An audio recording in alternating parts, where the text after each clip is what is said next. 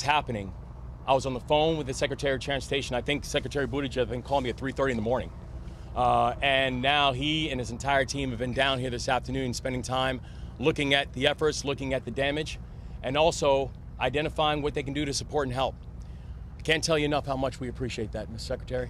And also, please let the President and the Vice President know from the bottom of our heart how much we appreciate it as well. We've also had a chance to be here with our remarkable Congressional delegation. From the earliest parts of the morning, our Congressional delegation has been there throughout. And I always say I'm grateful that I've got such a remarkable Congressional delegation. And today, I just have another example as to why I am a very lucky governor to have the Congressional delegation that I have. And also our state, our local elected officials, Mayor Scott, who literally got a call from the very first thing in the morning. I know you have had no rest in a very long time, sir. And so I want to say how much we appreciate you. But also, it's to the members of the philanthropic community who've been reaching out and offering support. It's the members of the private sector who've been reaching out and offering support. It's the sandwich companies who have said we're going to shut down because we just want to make sure that the first responders are getting meals. Everybody has stepped up. Everybody has raised their hands to serve. And I can tell you, it is so deeply appreciated. It's so deeply felt. And for everyone who is offering prayers and supports, I can tell you those prayers are working and we are grateful. And the thing that I would ask for people to remember is this. The first, this is very much still a search and rescue mission. We are still actively looking for survivors.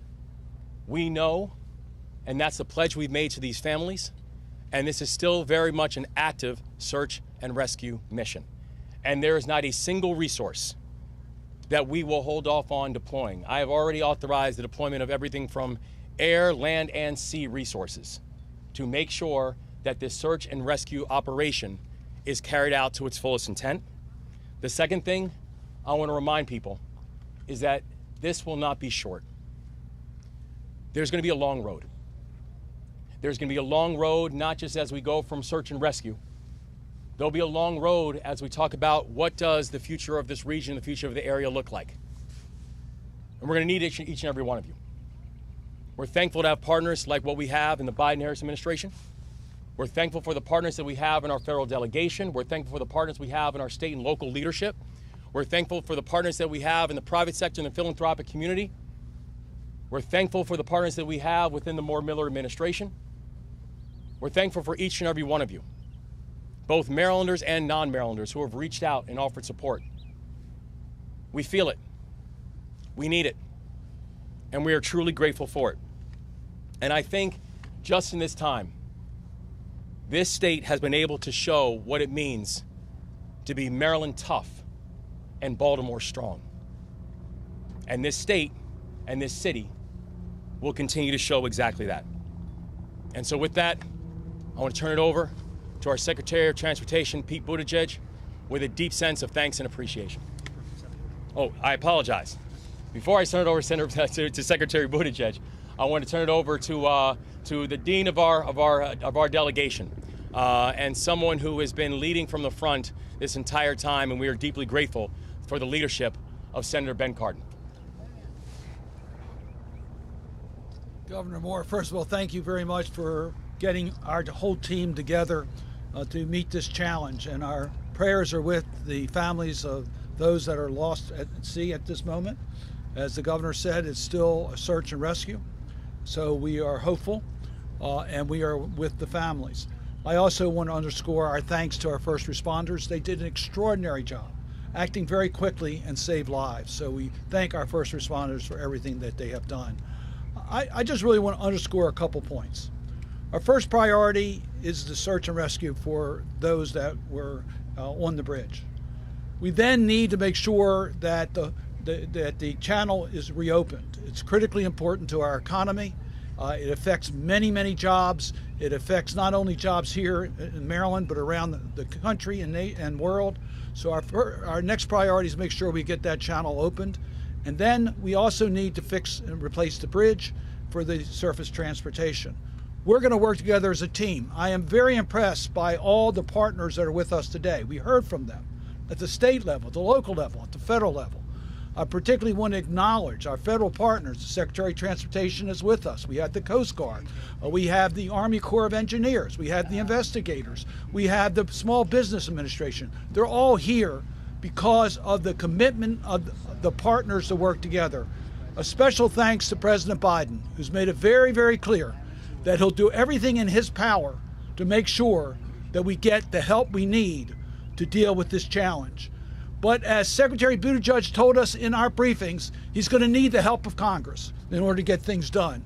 So I want to acknowledge our team, Senator Van Hollen, my partner in the United States Senate on the Appropriations Committee, and the work that he's doing. Congressman Mfume is here. Congressman Trone is here. Team Maryland, our federal delegation, is committed to working together. Senator Van Hollen and I got calls from our leadership that said they're prepared, Secretary Buttigieg, to do everything that we need to do in Congress to make sure you have the resources and the federal partners have the resources in order to get the job done. So I want to thank Senator Schumer for his call and his comments. Senator Murray, Senator Carper, Chair of the Environment and Public Works Committee, have all been in touch with us. It is a team effort, and we're going to make sure that we do everything we can to protect our economy and protect the people of our state. And with that, let me just turn it back to the governor or Secretary Buttigieg. This guy woke all of us up early this morning, so thank you very much. Thank you. I want to thank Senator Cardin and the entire delegation for their leadership. They have been on this from the first moments. And as the Senator mentioned, and I'll say more about this in a moment, we'll be needing to work together to make sure that we render all of the support that is needed at the federal level. I want to recognize the leadership of Governor Moore, who was already wide awake and hard at work when I reached him in the middle of the night. We just had a very informative briefing with his extraordinary leadership team, and I was moved to see the partnership between state as well as county and city personnel, led by the county executive and the mayor, working hand in glove with us and with our sister federal agencies. And if there's one thing I have to say today, it is a note of gratitude for the extraordinary and courageous work of the first responders, some of whom are in that cold water right now, some of whom are from right here, some of whom have traveled in to render mutual aid, all of whom are responding with extraordinary professionalism and whose work has already saved lives. And to those state, county, and local responders, I would add the extraordinary work of the United States Coast Guard. We should also recognize that this is an excruciating day for several families who went to bed last night having it be a normal night and woke up today to news that no one wants to receive. They are hoping and praying, and we are hoping and praying with them. We are all putting our arms around the community of Baltimore, and that is true for all of this country. I've even heard from counterparts as far away as the United Kingdom reaching out to express their support to the people of Baltimore. As been mentioned, been in close contact with the governor, the mayor, county leadership, and the congressional delegation. And as President Biden has made clear, the federal government will provide all of the support that they need for as long as it takes. This is no ordinary bridge. This is one of the cathedrals of American infrastructure. It has been part of the skyline of this region for longer than many of us have been alive. So the path to normalcy will not be easy. It will not be quick. It will not be inexpensive, but we will rebuild together. In order to make sure that happens, the President's plan is to work with everyone here in order to rebuild this bridge and reopen this port, including our readiness as a department to approve emergency funding as soon as we receive that request. Meanwhile, our Maritime Administration will help with port, harbor, and supply chain operations.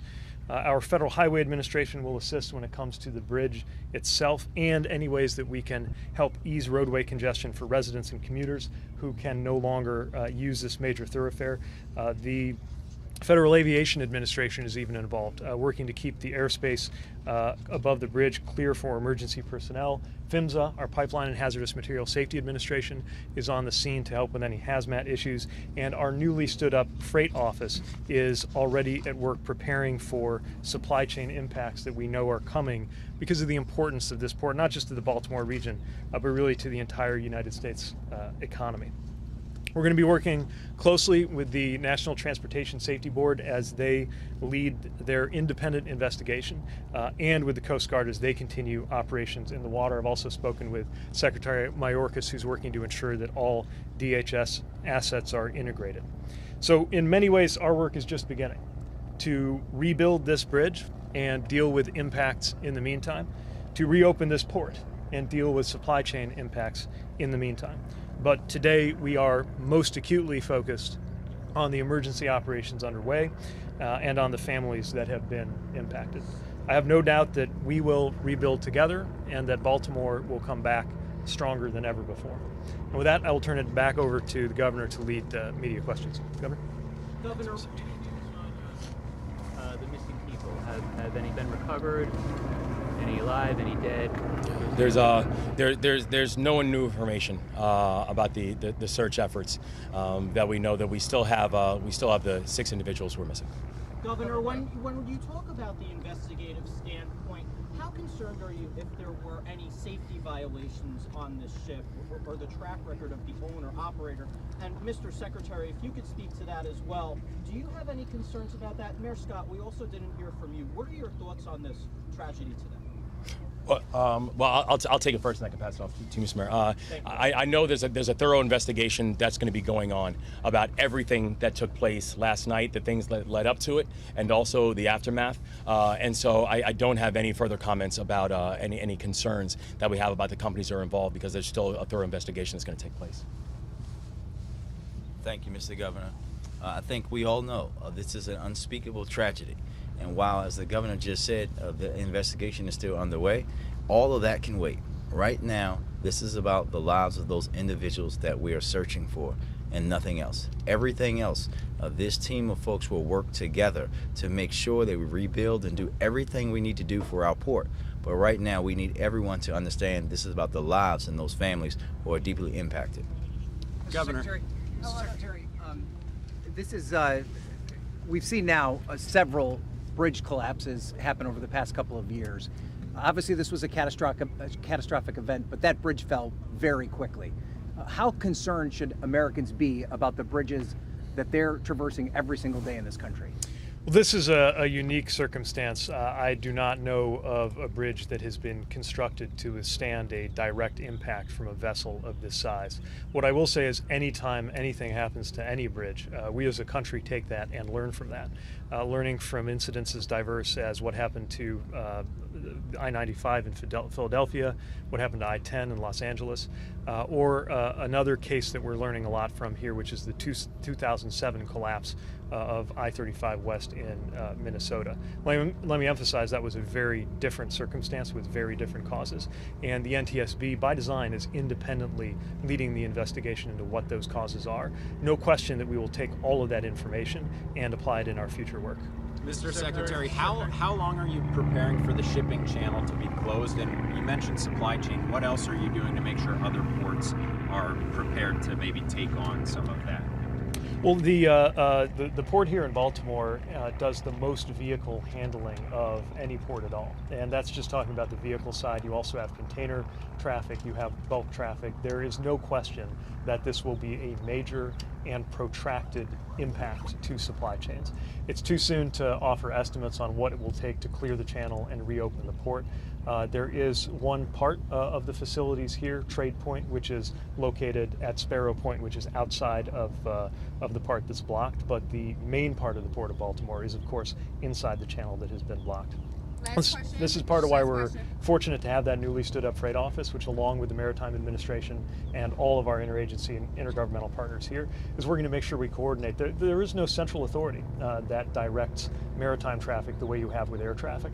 So it's going to be important to have a number of dialogues established with ocean shippers, beneficial cargo owners, port operators, and everybody else who plays a role here. And I'm sorry, Governor, just for clarity, a question from this morning. It was unclear if there were any vehicles on the bridge when the vessel hit it.